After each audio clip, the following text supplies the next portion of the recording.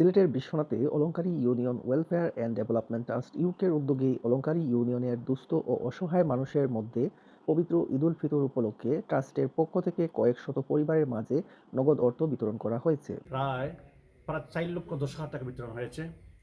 সুন্দর সুষ্ঠুভাবে বিতরণ হয়েছে। এখানে প্রতিবারের ন্যায়ও এই দুস্থ মানুষের জন্য অলংকারী ওয়েলফেয়ার ডেভেলপমেন্ট ট্রাস্ট তারা এই এলাকার ওই বসে আমাদেরকে স্মরণ করছে। সেজন্য আমাদের দেশের পক্ষ থেকে তাদেরকে ধন্যবাদ জানাচ্ছি।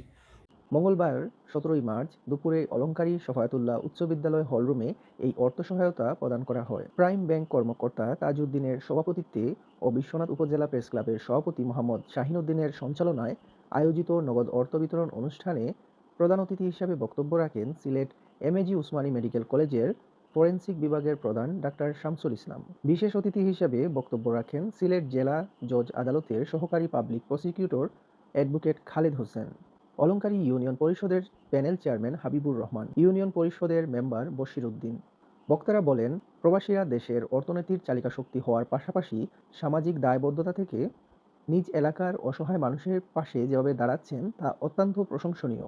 অলংকারী union welfare and development trust ইউকের সাথে সংশ্লিষ্ট সকলের প্রতি ধন্যবাদ ও কৃতজ্ঞতা প্রকাশ করে এই ধারাবাহিকতা অব্যাহত রাখার আহ্বান জানান। আমরা সকলেই মিলে প্রবাসীদের জন্য দোয়া করি, তারা যেন সুস্থ থাকেন। যতটুকু অবগত হয়েছে তারা বিভিন্ন মানুষকে অসহায় দরিদ্র বঞ্চিত যারা যারা পিছিয়ে পড়া তাদেরকে শিক্ষা কার্যক্রমে সুযোগ করে দিচ্ছেন, যারা কন্যাদায়গ্রস্ত পিতা তাদের বিবাহ বন্ধনে করে সুযোগ করে দিচ্ছেন, যারা অনেকে আছে যে কর্মমুখী শিক্ষা তারা দিয়ে যাচ্ছেন, অনেকেরই কর্মসংস্থান করে যাচ্ছেন এবং কারো কারো গৃহ নির্মাণও করে দিয়েছেন।